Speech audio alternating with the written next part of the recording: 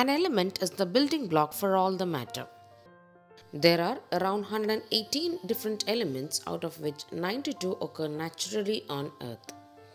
Elements are pure type of substance made up of the same kind of atoms.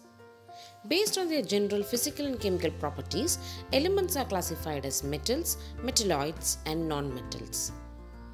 Welcome to the chapter Materials, Metals, and Nonmetals. A lot of elements in the form of metals and nonmetals come across in our daily life. Copper, silver, gold, iron, aluminium are some of the metals that we use commonly. Carbon, sulfur, bromine, phosphorus, and oxygen are examples of nonmetals. Metals and nonmetals have opposite properties, and the contrast between the two groups makes it possible to differentiate them from one another. In this chapter, we shall discuss about the physical and chemical properties of metals and nonmetals. First, let's look into the physical properties of metals and nonmetals. In this video, we are going to look about the following physical properties of metals and nonmetals: appearance, hardness, malleability, ductility, conductivity, and sonority. Let's study about each of these properties in detail. Appearance. We know that when we buy new vessels or new gold ornaments, they have a very shiny appearance on them. This shiny appearance is known as luster. So metals have a shiny appearance on their surface, and that is known as metallic luster.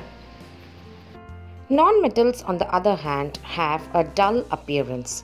So non-metal do not have luster. Try to cut a metallic and a non-metallic object.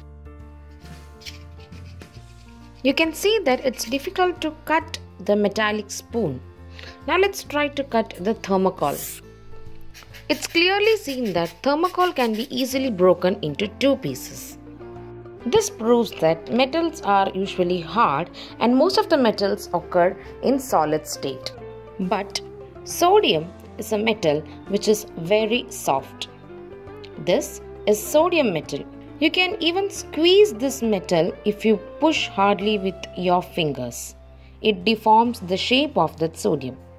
Sodium metal is so soft that it can be easily cut with knife. Even if you cut with knife, you can get the shiny surface on the newly cut area.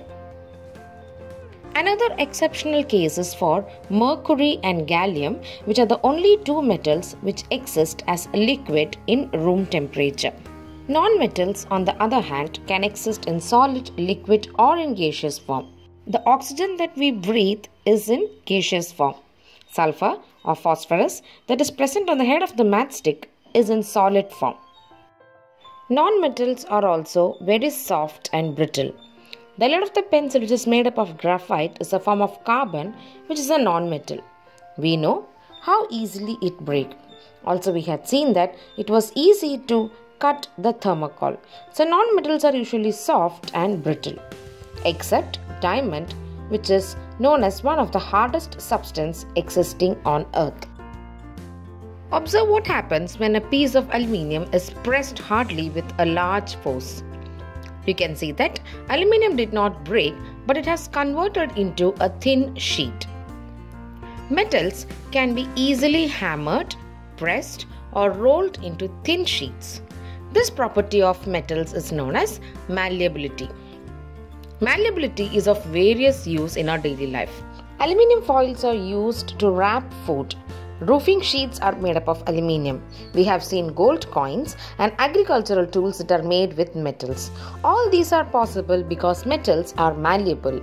That is, they can be converted into thin sheets without breaking. Non-metals, being soft and brittle, break easily and hence are non-malleable. Metals can be drawn into wires.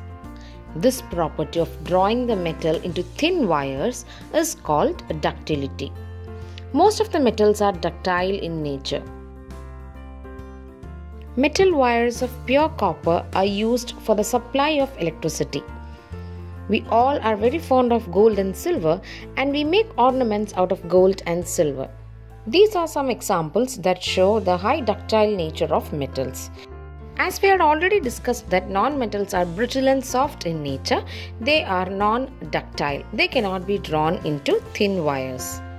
In your lower classes, when you were studying about simple electric circuit, you had learnt that metals are good conductors of electricity.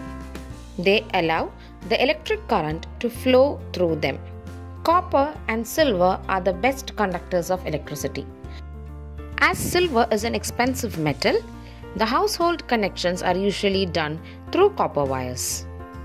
All the copper wires that are taken for the household connections or any electrically conducting metal is usually covered with a plastic insulator, since it's a bad conductor of electricity.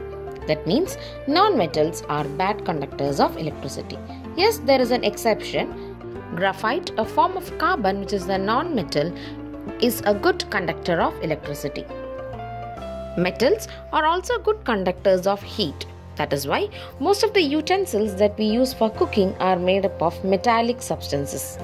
But the handles of these utensils will be either made up of plastic or wood. This is because that does not conduct heat and prevent us from burning our hands.